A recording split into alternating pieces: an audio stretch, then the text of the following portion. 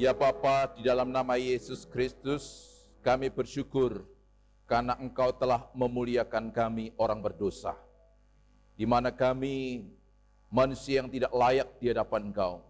Namun oleh kemurahan dan kebaikan-Mu, Engkau menebus dosa kami, dan kini kami menjadi orang yang berharga di mata Tuhan. Dan kami pun ingin merespon anugerah-Mu itu dengan hidup memuliakan akan Engkau. Kini Tuhan, kami merindukan Tuhan membukakan tentang apa kehendak-Mu yang harus kami lakukan lewat firman yang akan kami dengar bersama. Supaya melalui firman itu kami melakukan hal-hal yang memuliakan Tuhan. Dan kami mohon kiranya Engkau menganugerahkan juga kuasa-Mu atas kami yang memiliki kemampuan terbatas dalam kami memikirkan, merenungkan dan mengerti akan firman itu, supaya Engkau dengan kasih dan kuasa-Nya akan memampukan kami untuk memahami pikiran dan isi hati Tuhan melalui firman yang akan kami terima bersama-sama. Dan kini berfirmanlah Tuhan, karena kami pun sedia lagi untuk menerimanya. Dalam nama Yesus kami sambut firman-Mu. Haleluya. Amin. Salam. Apa kabar Bapak Ibu? Bapak Ibu berbahagia? Amin. Ya. Walaupun tanggal tua tetap bahagia. Ya. Orang mengatakan bahwa untuk bahagia itu sederhana. Bersyukur. Bersyukurlah yang akan membuat kita bahagia, bukan bahagia yang akan membuat kita bersyukur. Ya. Renungan firman Tuhan pada pagi hari ini melanjutkan renungan di minggu-minggu sebelumnya, dari Roma pasal yang ke-12 ayat 6 sampai ayat yang ke-8. Roma pasal yang ke-12 ayat 6 sampai ayat yang ke-8.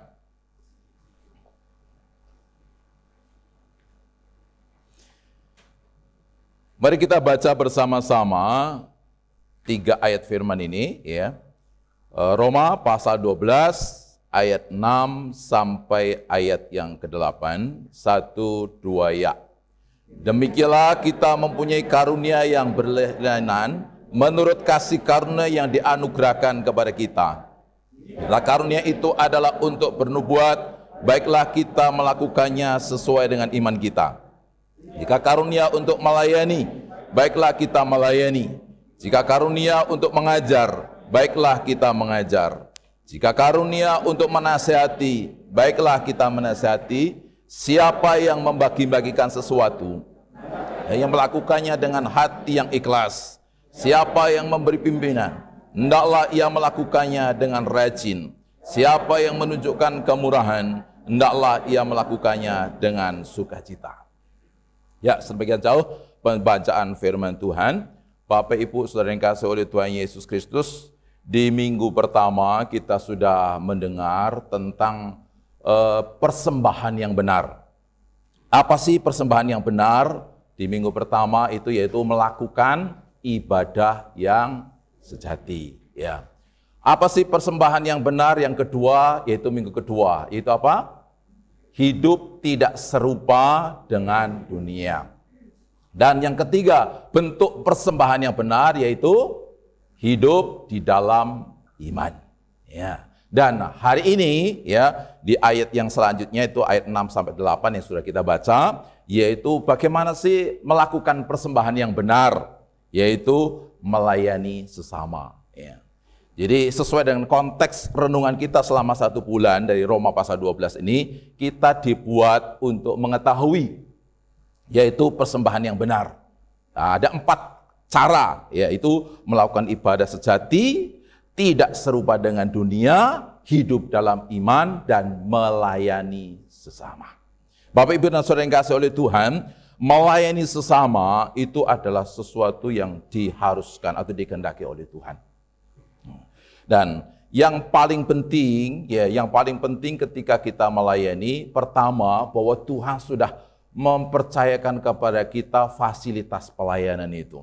Ya, fasilitasnya apa? Karunia. ada beberapa karunia disebutkan di dalam pembacaan firman Tuhan pada pagi hari ini, yaitu ada karunia untuk bernubuat. Ya. Apa itu karunia bernubuat? Yaitu karunia yang diberikan kepada seseorang untuk menyampaikan wahyu Tuhan atau ilham yang diwahyukan oleh Tuhan tentang suatu kebenaran mengenai kehidupan seseorang, mengenai kehidupan umat Tuhan, mengenai hidupnya saat ini maupun juga masa yang akan datang. Nah, biasanya karunia ini diberikan kepada nabi, ya. Dan yang kedua yaitu disebutkan di sana karunia mengajar, yaitu menggali atau meneliti suatu kebenaran dan menjelaskannya. Menjelaskannya lewat kelas atau lewat mimbar seperti ini, ya, itu adalah diperlukan karunia, yaitu karunia mengajar, menjelaskan tentang sesuatu pengetahuan dari Tuhan untuk kita. Ya. Dan yang ketiga yaitu karunia melayani. Karunia melayani atau diakonos kalau dalam bahasa Yunaninya. Diakonos itu diaken, yaitu pelayanan praktis. Berbeda dengan nubuat, berbeda dengan mengajar yang bersifat teori, ya, tetapi diaken itu pelayanan praktis. Yang kalau di gereja-gereja ada di kita juga, yaitu diaken, ya, melayani secara praktis. Itu mereka orang-orang yang sedang kesusahan, para janda, miskin, atau mungkin mereka yatim piatu, orang-orang yang kesusahan. Kesanalah para diakonos itu diutus untuk melayani, ya. Dan yang keempat itu ada karunia menasihati, menghibur, menguatkan. Nah, Bapak ini kasih oleh Tuhan, tetapi dari semua karunia-karunia itu yang adalah perlengkapan dari Tuhan untuk kita, Tuhan mengendaki itu dipakai untuk melayani sesama. Dan yang paling penting sesuai dengan pembacaan firman Tuhan, ya, ketika kita melayani, haruslah melayani dengan sikap hati yang benar. Nah, bagaimana sikap hati yang dikehendaki oleh Tuhan? Saya ulang membacanya, ya, di ayat yang ke-8 itu, jika karunia untuk menasihati, baiklah kita menasihati siapa yang membagi-bagikan sesuatu. Perhatikan, hendaklah ia melakukan dengan hati yang ikhlas. Siapa memberi pimpinan, hendaklah ia melakukan dengan rajin. Siapa yang menunjukkan kemurahan, hendaklah ia melakukan dengan sukacita. Ada sikap hati yang harus dimiliki ketika kita melayani sesama. Yaitu yang pertama, ikhlas. Yang kedua, rajin. Yang ketiga, sukacita. Nah, itulah yang akan kita renungkan pada pagi hari ini. Bapak yang dikasihi oleh Tuhan, ketika engkau membagikan sesuatu, hendaklah melakukannya dengan hati yang ikhlas. Membagikan hal-hal yang dikaruniakan kepada kita, membagikan ilmu dengan mengajar, dengan bernubuat, dengan pelayanan praktis, maka harus dilakukan dengan ikhlas. Ya, ikhlas itu apa? Ya, ikhlas itu bersih hati. Ya, bersih hati. Tidak ada motivasi yang tidak baik. Ya. Bersih hati, tulus, ya, yang di sana tidak ada motivasi untuk pamrih, bahkan mengungkit-ungkit apa yang diberi, itu namanya ikhlas. Bapak, Ibu, dan saudara yang kasih oleh Tuhan Yesus Kristus, firman Tuhan katakan, mari kita baca bersama di slide saja, ya, supaya menghemat waktu. Dari Matius pasal 6 ayat 3 sampai ayat yang keempat. Ya, Matius pasal 6 ayat 3 sampai 4. Kita baca 1, 2 ya. Tetapi jika engkau memberi sedekah, janganlah diketahui tangan kirimu apa yang diperbuat tangan kananmu. Hendaklah sedekahmu itu diberikan dengan tersembunyi, maka Bapamu melihat yang tersembunyi akan membalasnya kepadamu. Itulah ikhlas. Ketika tangan kanan memberi, tangan kiri tidak boleh tahu.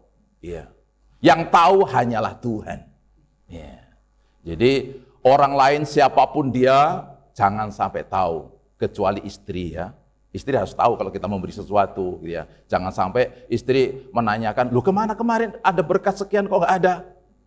Nah, nanti berantem. Gitu ya. Jadi harus ada kebersamaan juga ketika itu dilakukan oleh suami istri, tetapi dua-duanya harus ikhlas. Karena ada contoh dalam Alkitab, Ananias dan Safira, mereka suami istri sepakat, tapi sepakatnya sepakat tidak ikhlas.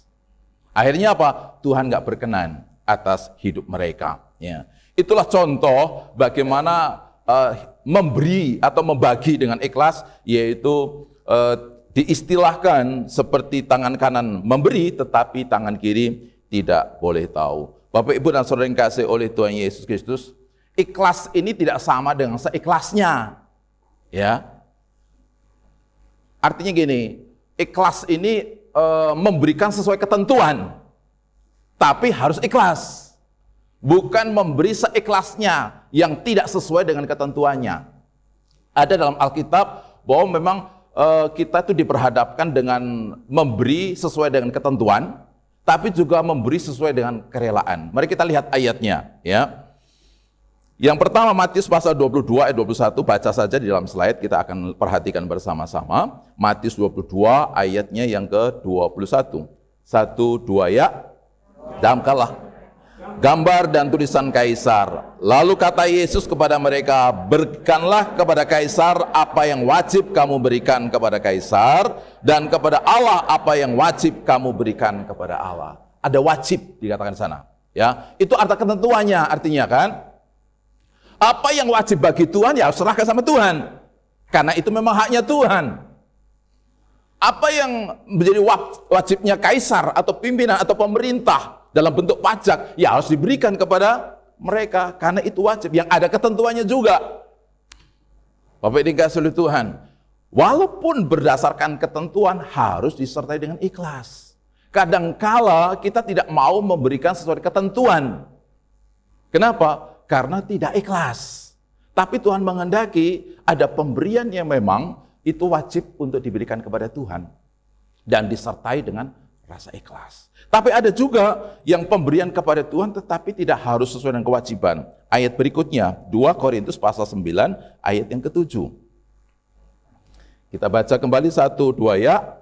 Hendaklah masing-masing memberikan menurut kerelaan hatinya, jangan dengan sedih hati atau karena paksaan, sebab Allah mengasihi orang yang memberi dengan sukacita. Nah, ini ada pemberian sesuai dengan kerelaan. Itu apa? Persembahan. Ya. Jadi Bapak Ibu silakan ketika memberikan persembahan, ya berikanlah itu sesuai dengan kerelaan. Nggak ada ketentuan di sana. Tapi ada juga ya yang memang haknya Tuhan sesuai dengan ketentuan. Nah, dua-duanya harus diberikan secara ikhlas. Ya. Bapak ini kasih oleh Tuhan Yesus Kristus, kenapa harus ikhlas? Ya. Karena Tuhan suka pemberian yang ikhlas. Kita lihat lagi ayatnya. Kita baca bersama di slide. 1 Tawarikh pasal 29 ayat 17. 1, 2, ya.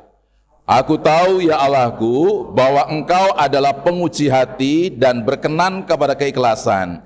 Maka aku pun mempersembahkan semuanya itu dengan sukarela dan tulus ikhlas. Dan sekarang umatmu yang hadir di sini telah kulihat memberikan persembahan sukarela kepadamu dengan sukacita.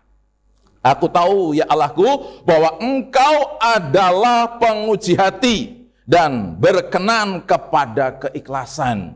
Jadi Tuhan menilai pemberian kita kepada Tuhan bukan diukur oleh jumlahnya, oleh seringnya kita memberi, tapi apakah kita memberikannya dengan ikhlas atau tidak. Dan itulah ukuran perkenanan Allah atas apa yang kita beri. Kalau Tuhan melihat ada keikhlasan, Tuhan suka.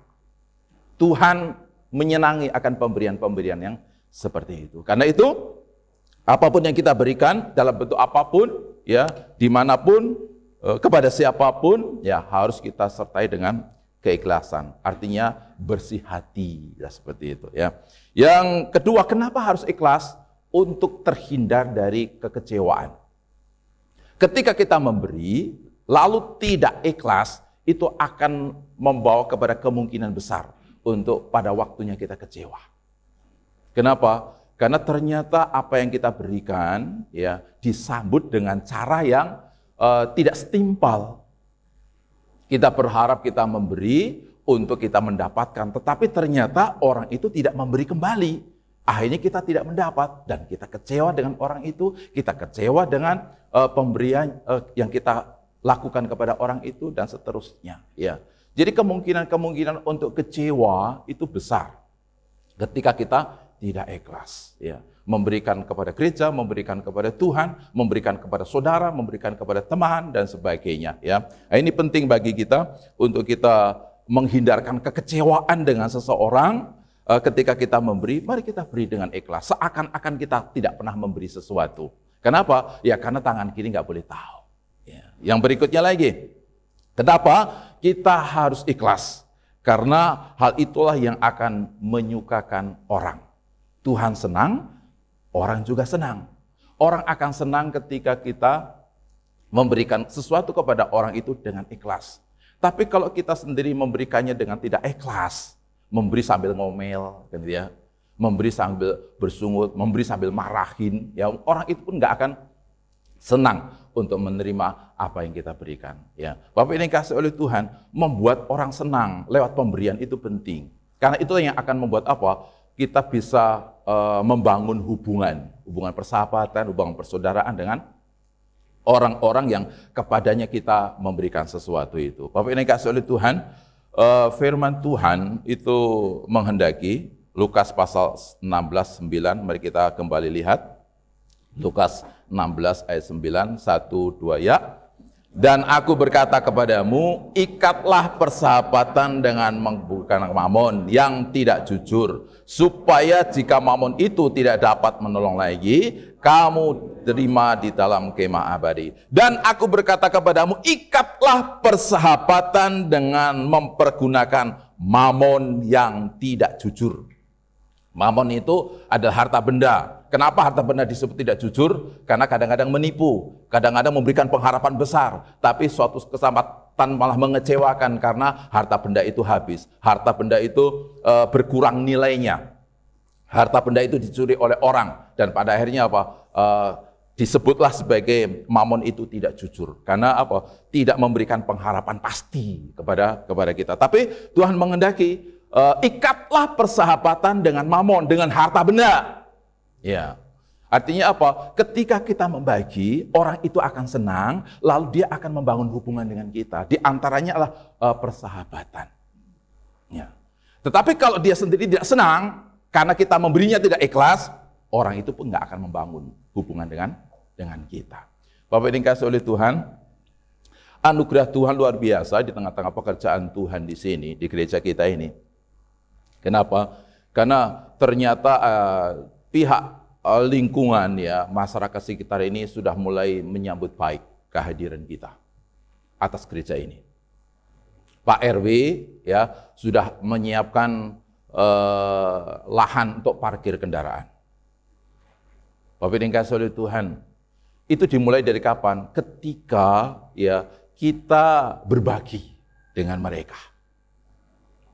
Mereka membutuhkan sesuatu hal untuk perlengkapan kantor RW-nya.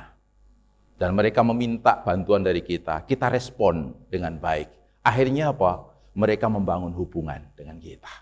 Mereka pun menyediakan lahan parkir untuk kendaraan kita. Sepertinya sederhana. Sederhana. Hanya lahan parkir. Ya.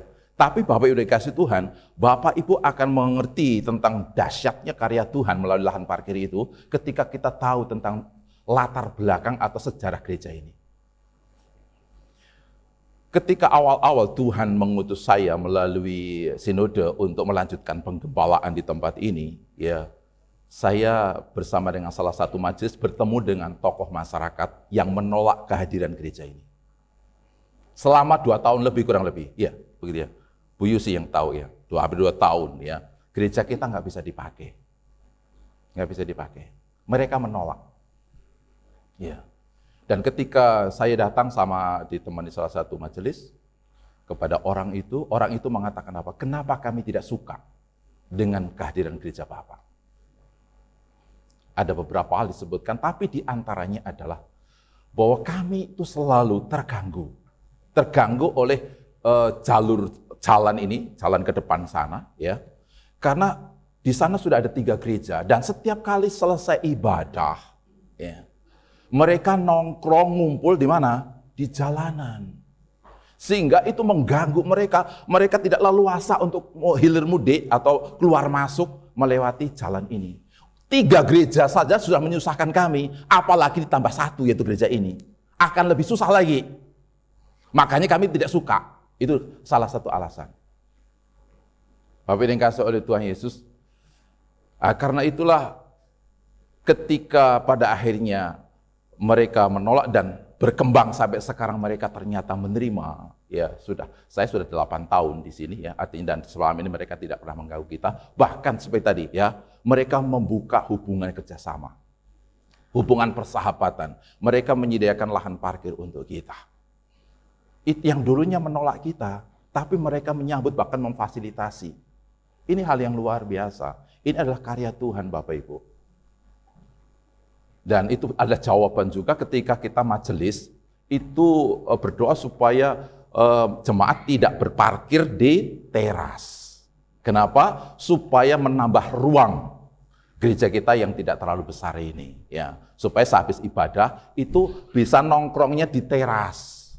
Bukan di mana? Di gang sana, bukan di situ. Itu bukan areal gereja kita. Dan apa? Itu sangat mengganggu warga di sekitar sini. Khususnya anak-anak muda saya peringatkan tentang hal ini lewat mimbar ini. Ya, jangan habis ibadah, nongkrong, berkumpul, ngerumpi di gang depan gereja ini. Mereka tidak suka. Itu akan merusak hubungan persahabatan antara kita dengan mereka. Pak, lahan parkirnya jauh. Harus bayar lagi, kalau di teras kan gratis. Ikatlah persahabatan dengan apa? Mamon. 3.000 apa sih masalahnya? 3.000. Kalau nggak mampu untuk bayar parkir, bilang sama kami, majelis. Pak, kami nggak punya uang parkir. Ya, silakan. Bapak yang dikasihi oleh Tuhan, ikat persahabatan dengan mereka. Dengan cukup 3.000 mungkin satu minggu. Saya mendengar dari Pak Haris, minggu lalu ada warga sini yang marah-marah. Kenapa? Karena didapati ada motor yang parkir di jalan depan gereja ini. Mereka marah. Bapak ini kasih Tuhan, kita butuh mereka. Pada waktunya ketika kita ngurus IMB, ya, kita butuh mereka, kita butuh tanda tangan mereka, dan mereka akan memberikan. Kalau kita apa? Kalau kita membangun persahabatan dengan mereka, tapi kalau kita menyakiti mereka, merugikan mereka, bagaimana? Ya, jadi Bapak ini kasih oleh Tuhan, mari kita sungguh-sungguh membagi, ya, membagi dengan ikhlas demi apa? Hubungan persahabatan dengan warga di sekitar sini. Ya, relakan tidak harus parkir di depan gereja. Sebentar saja kok, nggak sampai 1 jam, 2 jam berjalan ke sana kan? Ya, sebentar saja. Ya. Jadi Bapak yang dikasihi oleh Tuhan, ini saya kira penting menjadi perhatian bagi kita semua. Kita harus menjadi berkat, kita harus membangun hubungan melalui mamon. Dan kita harus melakukan dengan apa? Dengan ikhlas. Ya, Pak Haris sudah menyiapkan apa itu? Teras itu, di sana ada ada mejanya, di sana ada kipas anginnya yang sudah disiapkan juga, bahkan ada colokannya kalau mau ngecas HP kan ya, tinggal nanti Pak Haris siapin kopinya saja pasti akan betah di sana kan gitu ya. Oh, mesin kopi sebelah juga boleh kan, itu di bawah gitu kan, gitu ya. Ya. Jadi mari sambutlah perjuangan majelis untuk bisa terus membawa keadaan baik bagi gereja kita di lingkungan maupun dalam kebersamaan kita. Memang ruang gerak Bapak Ibu yang suka selfie-selfie di gereja terbatas sekarang kan ya. Kenapa? Karena sudah ada ruangan baru lagi di bawah kan ya. Yang sebelumnya mau selfie di mana saja boleh kan ya, bisa ke sana kemari. Tapi sekarang ruang geraknya mulai tersempitkan kan ya, gara-gara itu ya. Ya. Tetapi karena kebutuhan untuk ruang sekolah minggu, makanya kita lakukan akan hal itu. Jadi Bapak yang dikasihi Tuhan, mari kita bergerak bersama, terus kita hidup dalam kehidupan keluarga Allah untuk saling membantu, saling mendukung bagi pekerjaan Tuhan. Kalau dulu ya masih ditolak ya selama 2 tahun lebih kita tidak bisa memakai, Tuhan anugerahkan sekarang aman. Tapi bagaimana memelihara memelihara persahabatan dengan mereka, tetangga-tetangga yang ada. Ya, lakukan itu semua dengan apa? Ikhlas. Ya, itu yang pertama. Ya, yang kedua dikatakan di sana ketika pembagiannya dalam bentuk kepemimpinan. Dikatakan di ayat itu, siapa yang memberi pimpinan hendaklah ia melakukannya dengan rajin. Ya, rajin. Kita semua sadar atau tidak itu berada dalam tanggung jawab kepemimpinan. Kepemimpinan dalam rumah tangga, kepemimpinan dalam gereja, kepemimpinan dalam usaha, kepemimpinan dalam tempat di mana kita bekerja. Bapak yang dikasihi oleh Tuhan, ada kepemimpinan tunggal, ada kepemimpinan kolektif. Ya, di keluarga itu adalah kepemimpinan tunggal, kepala keluarga ya, atau suami adalah ideal pemimpinnya. Di tengah-tengah negara kita, ya presiden itulah kepemimpinan tunggal. Tapi juga ada kepemimpinan yang berbentuk kolektif, kolegial, ya, yaitu seperti gereja kita, ya sinode GKIN ini, tingkat sinode, tingkat daerah, tingkat gereja lokal itu kepemimpinan kolektif, kolegial. Artinya bahwa walaupun dia ketua, tapi tidak bisa mengambil keputusan sendiri. Ya saya sebagai gembala yang punya hak prerogatif sekalipun, saya nggak bisa mengambil keputusan sendiri. Ya harus berkompromi, harus berapat, harus mengambil keputusan bersama dengan para majelis. Pengurus-pengurus komisi juga seperti itu. Berbeda dengan kelompok sel ketuanya, ya di sana ada kelompok sel di muda-mudi, ada kelompok sel di komisi wanita, ya gitu ya. Ya mereka itu adalah kepemimpinan tunggal. Tapi entah itu tunggal atau mungkin kolektif, kita harus lakukan dengan rajin. Apa kata rajin? Rajin itu melakukan, bukan teori saja, bukan hanya merintah saja, tapi kita turun tangan langsung, bergerak, bekerja untuk melakukan akan tugas kepemimpinan itu. Dan itulah persembahan juga yang menyenangkan hati Tuhan. Dan yang ketiga, ya, pembagian dalam bentuk apa dikatakan di sana, siapa yang menunjukkan kemurahan hendaklah ia melakukannya dengan sukacita. Ya, kemurahan hati. Kemurahan hati ini ditujukan kepada mereka orang yang susah, orang yang lemah, ya, seperti para janda, janda miskin, ya, bukan janda kaya, gitu ya. Ada janda kaya, ada janda miskin, kan, gitu ya. Ada juga yatim piatu, ada juga mereka orang-orang yang secara status ekonominya sangat lemah. Ya. Kepada orang-orang seperti itulah Tuhan mengutus untuk kita melayani. Melayani dengan apa? Kemurahan hati. Bapak ini kasih Tuhan, kenapa kita harus murah hati? Yang pertama, ya kita buka bersama-sama dari Lukas 6 ayat 36, bisa kita baca bersama-sama. Lukas 6:36. 1, 2, ya.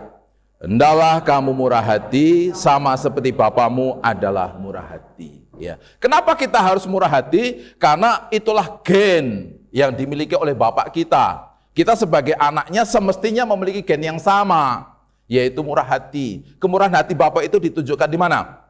Ketika dia datang ke dunia untuk menanggung dosa kita. Ya, dan ini kita akan peringati minggu yang akan datang lewat sakramen perjamuan kudus.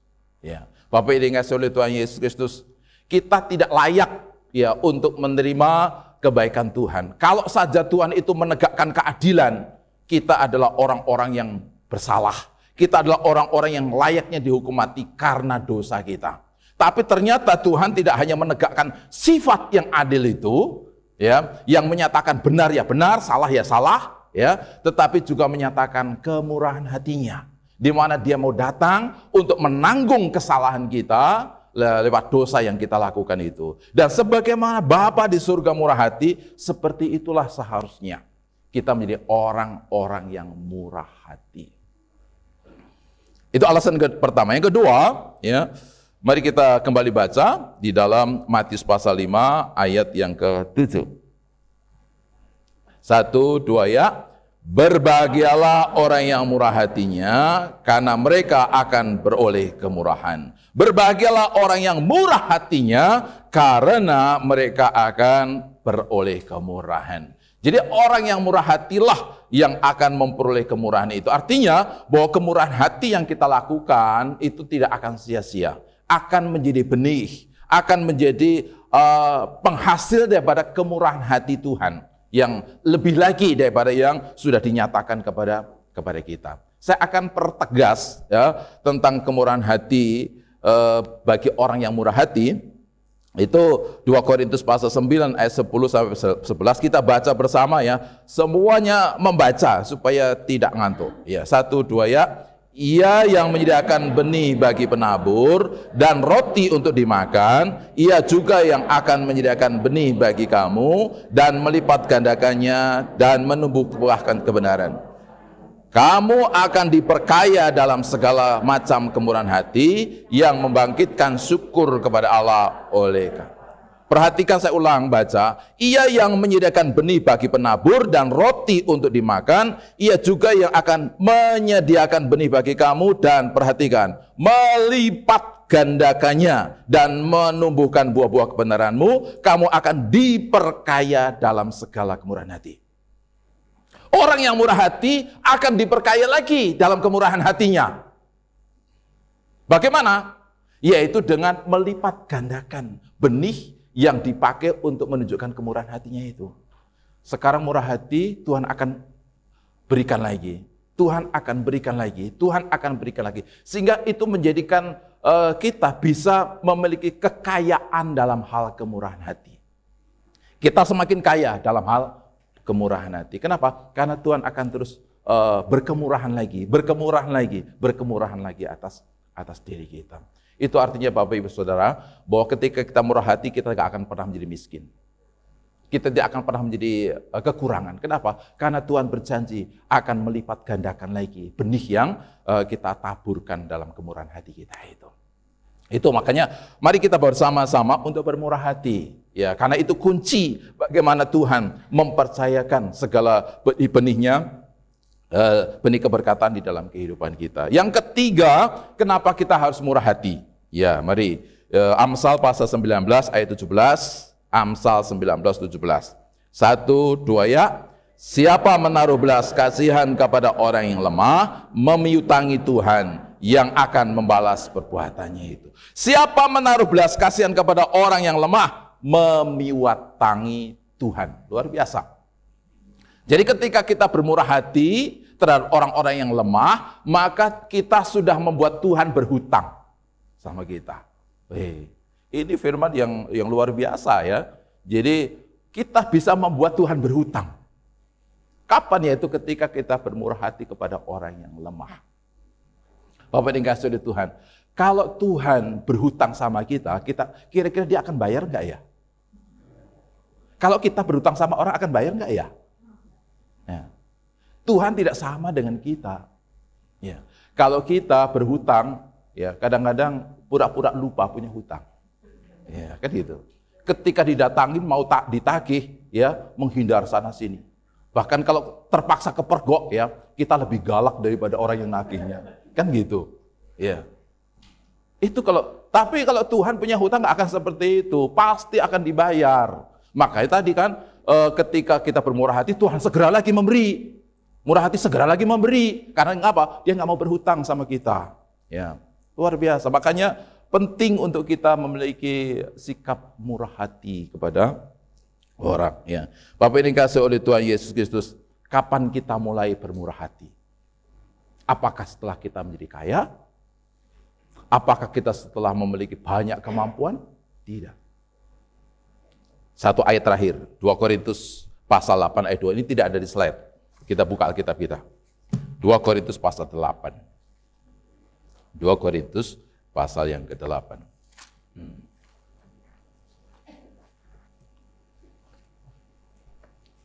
Mari kita bersama-sama membaca 2 Korintus pasal 8 ayat yang kedua.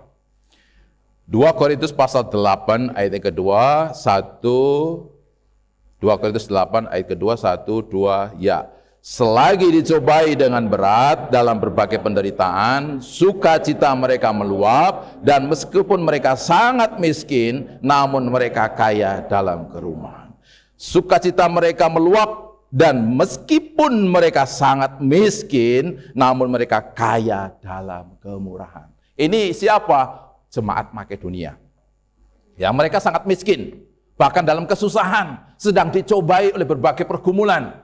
Tetapi itu tidak menyurutkan atau mengurangi kemurahan hatinya. Jadi dari kapan kita memiliki kemurahan hati? Jangan menunggu kaya. Ya, dari sekarang. Karena kemurahan hati itulah yang akan menganugerahkan kemurahan hati berikutnya lagi, gitu, ya. Bapak dan Saudara Tuhan, ketika Tuhan ingin bermurah hati sama kita, mulai dari diri kita. Mulai dari diri kita untuk bermurah hati sama mereka orang-orang yang lemah di sekitar kehidupan kita. Memang kadangkala yang menjadi